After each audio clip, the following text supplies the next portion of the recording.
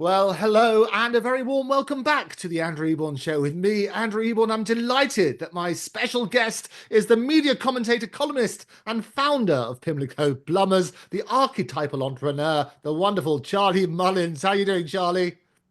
Very good, Andrew. Good morning to you and Happy New Year. Happy New Year. Yeah, I'm doing great. Got back from Dubai yesterday evening and straight into what I like doing. Yeah, Talking about, and it's been, and you've talking been about on. where we're going from here. Right, exactly. Well, you've been on the show many times, and you threatened that if Labour got in, you'd be leaving the country. Well, you fulfilled that promise, if you like. Remind us of the reasons for that.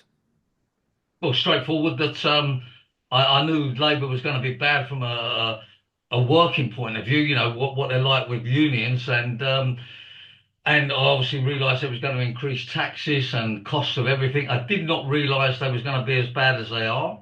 And it's early days yet. I think we're 8 months in or something, and it's not looking good out there. So I'm very pleased that I left. I live in Spain now, and just come back to the UK if and when needed for this type of thing or work.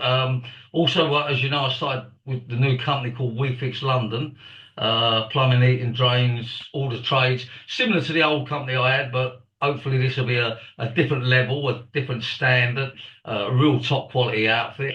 Um, I'm sort of involved with that as a chairman, non-executive chairman. Yeah, that's it really. So a lot going on this year. No, it sounds really brilliant. And WeFix has gone from strength to strength. You're seeing the iconic vans all over London at the moment. We've used their services as well. So delighted to do that and recommend them to people. Talk to me about the practicalities, though. You've moved away from the UK. You're now based in Spain. What does that mean in practice for your life? For my life.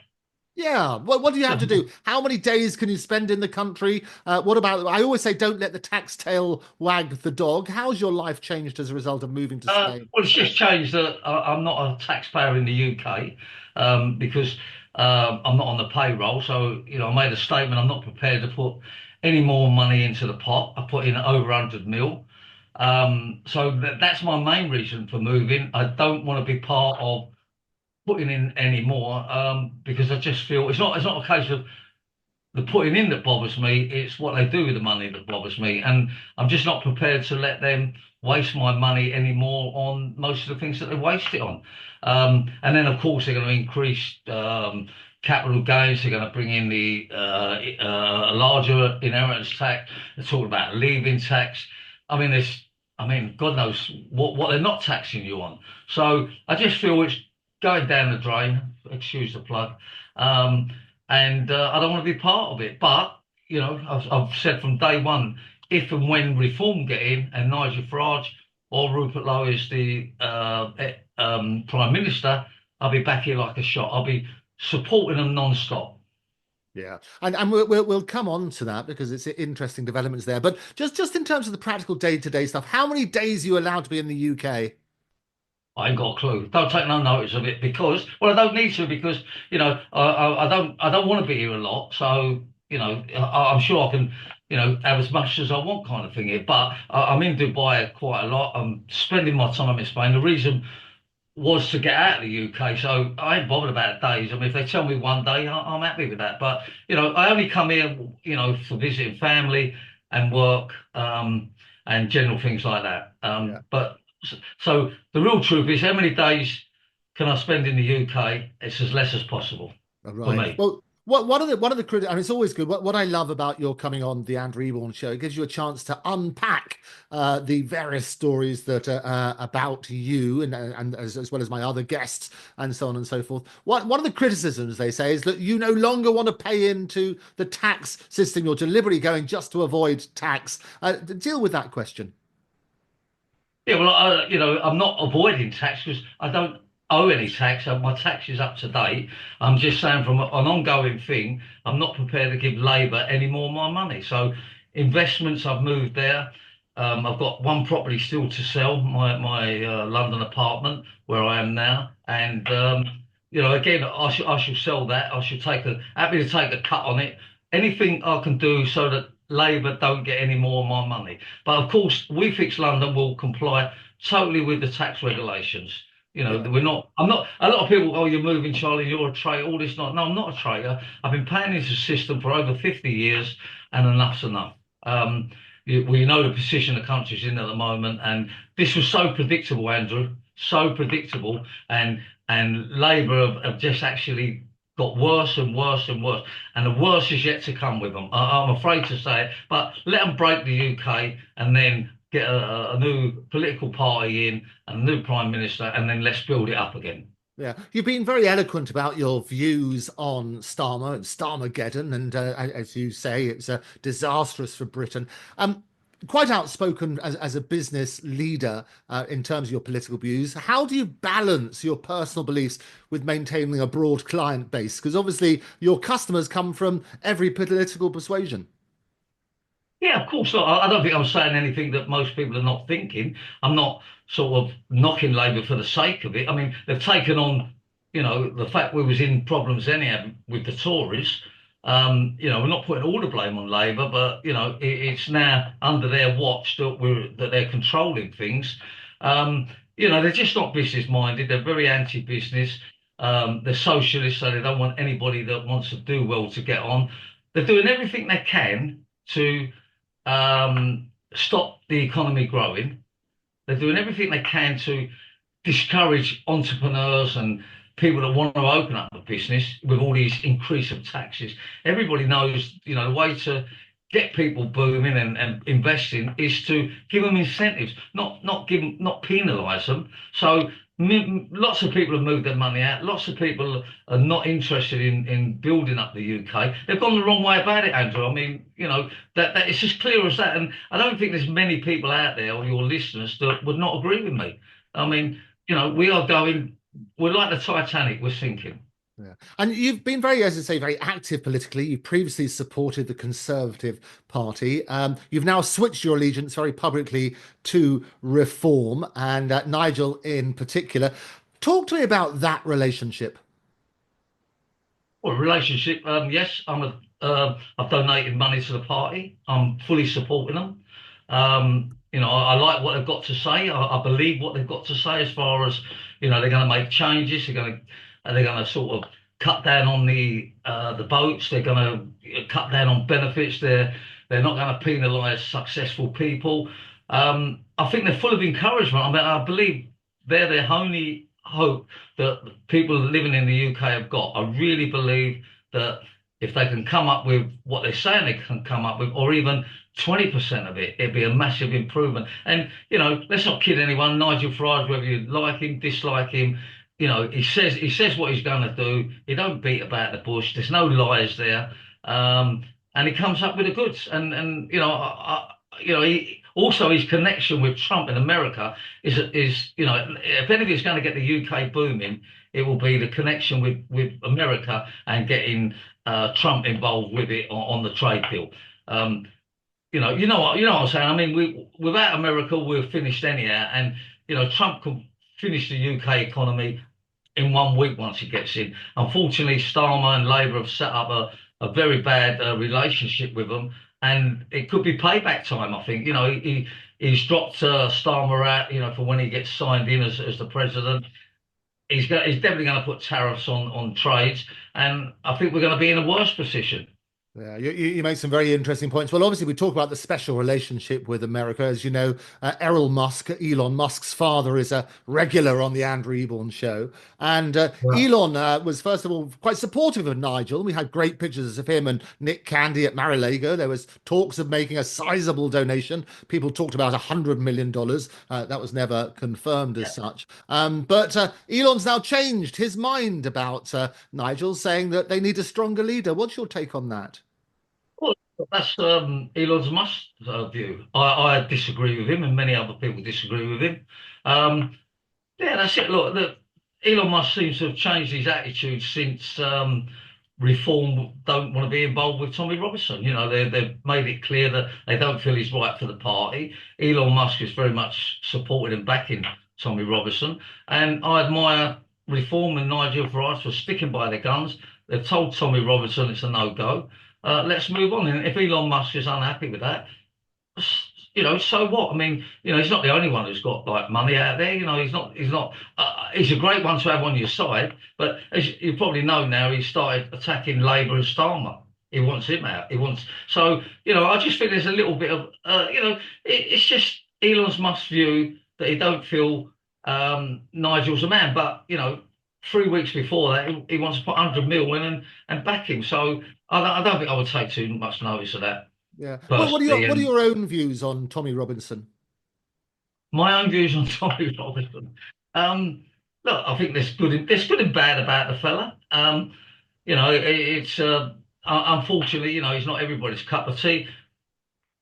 Look, I'm going to go with what Nigel says. He doesn't want him in the party, and I think that's. I'm going to stick with that. Um, yeah, I don't know enough about Tommy Robinson. All I know is wherever he is, there's controversy going on, and he's not in jail for nothing, is he? Well, they talk about, and it's about the excessive sentence. I mean, that was the point about contempt of court, but 18 months effectively in solitary confinement. What they're saying is makes him a political prisoner for effectively a civil matter. Do you have any views on that? Well, I believe, he's broke another sort of clause that he had. He's been down this road before, and they said that if you don't comply with things, then this is what's going to happen to you. I mean, it's not for me to decide, what sentence is right or wrong. All I'm sort of saying is that, I think there's a lot of good about Tommy Robertson, and there's some of the things I don't agree with. And, I'm going to agree with Nigel again that if he feels he's not right for the party, then that's a decision. I mean, I admire someone that can stick to their guns and not be sort of beaten down because, other people want to support. I mean, Elon Musk, I mean, the richest man in the world, I'm going to knock him, but, he's not the only one out there that, wants to put money in and support reform. Yeah. Well, he's a free You've got speech. Nick Elon's a Candy, free you speech. just said that. Yeah, he's a free speech absolutist, and he's sort of turning around and saying that basically he's helped shine a spotlight on these, well, euphemistically called the grooming gangs. I mean, they're horrendous. It is they're rape gangs and so on and so forth. And Elon shining a spotlight on them has basically raised the awareness of that. Do you have any particular strong views on that? Well, yeah, look, I mean, anybody that's supporting it and backing it, I think most of Britain are want this inquiry to happen. But it's only, in other words, lots of people have made the noise they want it to happen, and hopefully it does happen. But what does it matter? Because Elon Musk is saying it. Everybody out there is saying it. I'm sure even Nigel Farage would love it to happen, and bring these people to account. And we use this term again. This must never happen again. But unfortunately, it's going on and on and on, and we've got to have bigger deterrents. So. It's just a guy saying we want the grooming gangs looked into, but there's millions of people in the UK saying all over the world we're saying it. So you would support a full inquiry into what happened, who did what, and who didn't do what? Of course. I mean, of course. I mean, you can quite clearly see now. I mean, I didn't realise how many Labour MPs have, been sort of what do you call it? Prosecuted for, you know, being a nonce, I suppose is the proper word. They're like, no, they're everywhere. I mean, I look at it the weekend and I think to myself, my God, I mean, I think if anything going on the internet and anything dodgy, I mean, just go round to the Labour Party and take their computers. I mean, it's clearly not right, and it needs investigating. And everybody sort of pushing that direction. Maybe look, they're going to lose a lot of MPs. I mean, I'm not sure. Tell me this, Andrew. If a lot of these Labour MPs have been prosecuted for this business they're up to, can they still be an MP? Do they still allow them? Well, that's interesting, isn't it? Because you've got the whole situation of Trump being convicted, a convicted felon. He's been sentenced now as an unconditional discharge, but it's an interesting sort of situation here, and that's a question for the party as well, isn't it? Whatever the legal position is, do they Well, it's want slightly those people in the party? Yeah, slightly different there, Andrew. Trump, as whether he was found guilty, but there's no sentence on it, and there's a lot of uncertainty there of people playing around with evidence. But these people have actually been prosecuted. They've had a sentence, whether it be in prison or fined, or one got a few years. He appealed and wound up with 6 months. So they're actually convicted criminals basically, and it's just a question. It'd be interesting. Does the Labour Party still let them, be in with the setup? Yeah. And that's absolutely right. And they had a particular example where they had one person who was a minister, who you may remember had a spent conviction for fraud about a mobile phone, which was subsequently discovered not to have been stolen. And that was all over the press. It's all about the optics, isn't it? What does it look like? Well, it stinks, doesn't it? Let's be fair. I mean, Labour, I don't think they have a great team around them anyhow. Now they're getting, a lot of the backbenchers all sort of, we'll find out a bit more about them. So I think, we want a lot of Labour ministers to stand down anyhow. But have they got replacements anymore? Have they got replacements? I don't think they have. Yeah. And it's all about key people in the party and people who would stand. Speaking of which, what are your own personal ambitions as far as reform is concerned? Well, good news is, I've heard from Nigel, and he wants me to run as a local councillor, or if the opportunity comes, an MP. And yeah, I'm up for that. Yeah, look, I want to get Britain great again. I'll do whatever I can do, but not for Labour. I'll do it for reform. And if he's got confidence in me, then I've got confidence in myself. So in the by-elections, I'll be there. And if unfortunately an MP sort of it's no longer available, resigns or gets chucked out, then who's to say? But yeah, I'm up for that. Yeah, we need people like me, Andrew, people like Nigel, people like there's loads of us out there that are prepared to not go along with the system and actually expose the truth about where we're going. Yeah. So breaking news exclusively on the Andrew Eborn Show. You've been asked by Nigel to if you would stand. What was your response to be to Nigel?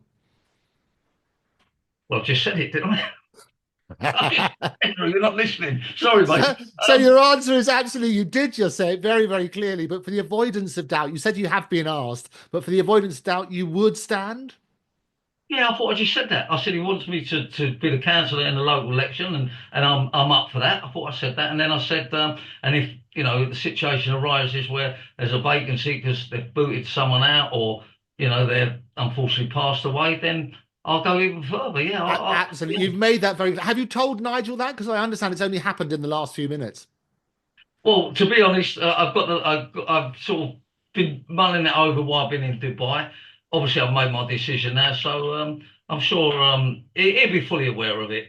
He knows my passion for reform, and he knows my passion for getting the UK going again. I mean, I'm it's I'm disappointed that I had to leave the UK because of Labour, and I'm disappointed so many other people are doing the same. Of course, we've got to have children, grandchildren. We've all got to face what's going to go on out there, and I think we've got a great opportunity to stop it if we get reforming. Yeah, no, fantastic. Well, really, really clear. And as you say, Charlie, you've been very, very clear on that, which is why I wanted to make sure. So Nigel hasn't been told officially yet by you, but he'll be very clear when he sees this particular. He's probably listening, I should imagine. He never misses an episode of the Andrew Eborn Show.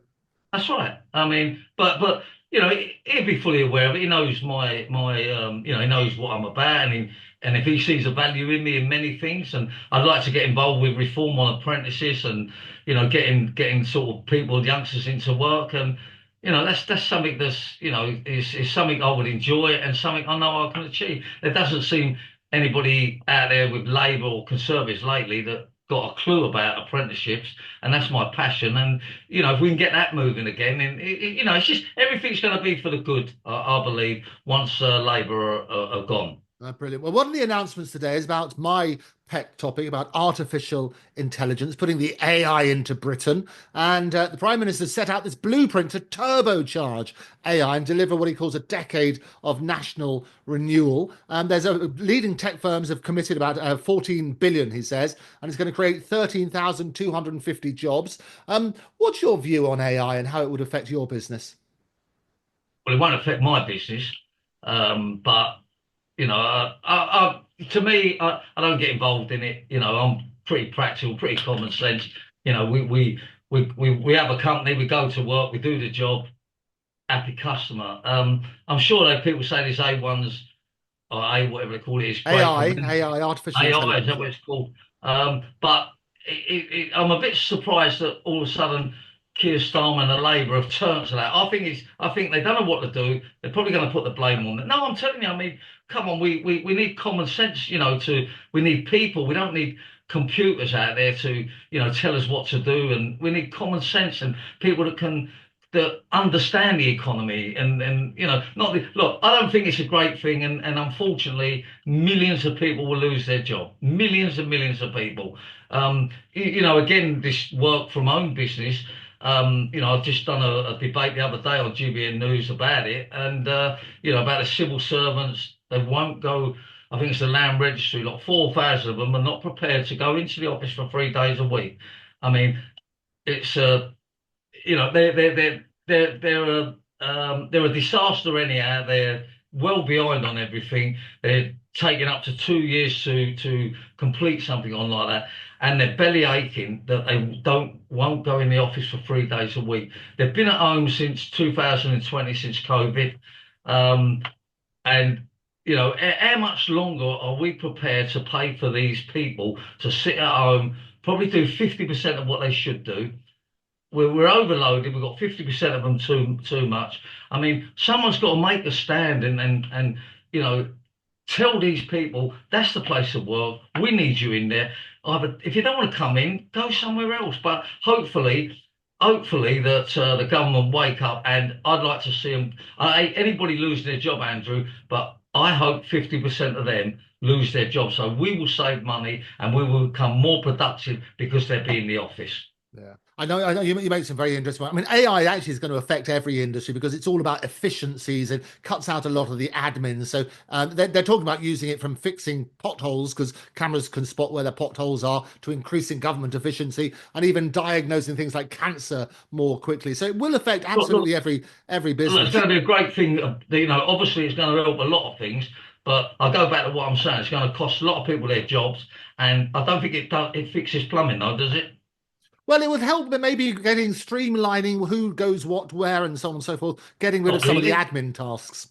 Not well, a bit of admin, but what I'm trying to say is that we can't do away with people. I mean, why are we sort of want to do away with their jobs and for a bit of technology? Who's that concerned? If it helps illnesses, cancer, and I mean, does it stop illegals? Does it stop the boats? Well, so Does, some of it they can process applications more quickly and so on and so forth. Help with detection, all of those sort of things. You They don't have combine that. applications. They don't have an application. They're illegal. So because AI is there, they're not going to do applications. I mean, it doesn't stop the boats. It doesn't stop paying out all the benefits. That's where the problem is. We're overloaded with people, Andrew, and we're wasting money. So, I don't. All the AI is going to do is I'm sure lots of improvements technically, and I'm sure if it does do things for people's health, wonderful, cuts down the admin. But the important things at the moment are obviously stop the UK wasting money and trying to get the economy going. I don't see this AI doing anything like that at the moment. It needs somebody. It needs somebody to tell people you're not coming here and having all the handouts. And if you're on benefits and you should be able to work and you won't work, then you know, I mean, if it stops the benefits for these people and the illegals, wonderful. But that's where the problem is. I'm not talking about the genuine people, Andrew, because I know a lot of people are disabled and generally have illnesses and they're carers and they generally can't work and they want to work. But we're talking about probably 50% of people that are on benefits, I believe, that should not be on them. I don't know if you know, Andrew, but I had something from someone today saying that the department now is going to start looking into disabled people that are getting benefits and doing work, to make up their money. They're going to go around and check whether they're disabled or not. Why are they not working on the people that I've got nothing wrong with me? I don't go to work. I don't know, what they are. They like, they sort of come. I don't know what is the reason they keep saying they don't go to work for? Is it because like they get more money on benefits? But they're the people they should be checking out, not the people that are generally, I had someone come on to me, and it's a blind person, and said that they're going to come round and check, that he's generally disabled and in need of it. He's registered blind. I mean, you've got someone else, say Mohammed, whatever his name is. Don't say nothing about it. He's got no sort of documents or nothing. They don't go and check them. They just give him 800 quid a week. I mean, yeah, look, I'm no different than what I've ever been. I just feel we need to make changes and reform. I believe will make changes. I'm just going to add this, Andrew. It's not out yet, but how much longer has this Rachel Reeves got as Chancellor? It's so close now. I mean, I think she'd done the last throw of the dice going to China. She's come back with a bit of a deal of 500 million deal. I mean, there's 72 worth of billion with America that we can get, and she's messing about over there Yeah, with. it's the whole China thing, as you say, it's peanuts in the whole realm of Oh, well, things. honestly, I mean, it probably costs us more money than what we're going to get out of it. But talk about embarrassing, you know what I mean? I mean, she's gone there, and oh my God, it's embarrassing. And we all know her days are numbered. We all know that she's. I'm going to say it. She's lied on her CV. She's been done. Well, not been done, but she was fiddling her expenses at work in the bank. And is she is like in control of the economy? I mean, well, if you're listening, Rachel, I think if I was there, you'd be out down the street immediately. Immediately. Yeah, no, But anyhow, I wouldn't put her all of in. those things need to be looked at. And the great thing is, Charlie, is that the media continue holding people's feet to the fire. Want to finish on a positive note. We talked about WeFix and the great new venture. How does this differ from Pimlico Plumbers? How does it differ? Well, we're 3 years down the line from the previous company, and at the time, I believe, my old company was, the most or the best service company in London, certainly the most recognisable company. Um, and I feel there's the marketplace has opened up again. I think standards have gone down, not just with previous company, but I'm getting a lot of people that are coming on to us that was previous customers, and they're delighted that we're out there and prepared to offer the top quality service that they're used to. So I don't have no grievance with Pimlico. Customer has a choice, but customers will always pay for quality. So it's been a slow start, but we're moving forward. We had a record week last week, which is good. We've only been going since October the 1st. There's a good vibe there, and I think it's exciting times ahead. And I said it when we started the company. We'll be the most recognisable company out there at Vansville. I'm doing all the plumbing related number plates again. The sign written WeFix is the nuts. I'll leave the rest of it, but and it's a great adventure. And again, I'm going to go on the apprentices and drive forward like the training that side of it. And but we're only. I know you're not going to apply for a job, but we're only taking on the best of the best. We can't afford to take on people that ain't the standard we want with these workers' rights laws that they've brought in. It's disaster for businesses. They've got contract rights from day one. Evidently, they can come in and one day they're Eric the bricklayer, and the next day they're Mary in the call center. That's what we're being told. But that's not how we're going to run the business. We're going to run the business with top quality people, and you're male or female. I know I shall get some busybodies come on to me. Trump has said when he's in the White House within the first few days, he will put a stop on this gender nonsense. And it's already starting to, spread around the world. I think other people are going to listen to him, and it's costing lots of money. It's lots of complications. They can be who they want to be, but in the same token, when they're in the workplace, I feel that you can't call me this and you can't call me that, and don't call me sir, and oh my God, you know what I mean? It's unnecessary distraction, and we need to simplify it, and Trump's going to simplify it, and I also believe he will stop the war very soon, and that's all good. Obviously, I don't believe war is good for anybody. I know he can't stop all the wars, but Ukraine and Russia, that'll be out the window soon. And we've all got to sort of then start working to get things back to how they used to be. Charlie, it's always a delight to catch up. Look forward to you joining me again here on the Andrew Eborn Show. Keep us all posted as your adventures, and I'm delighted to hear the news about your standing for reform as a candidate. Nigel, I'm sure, will be celebrating in style. But for now, Charlie, thank you for joining me. Thanks very much, Andrew. Really enjoyed it. Thank you.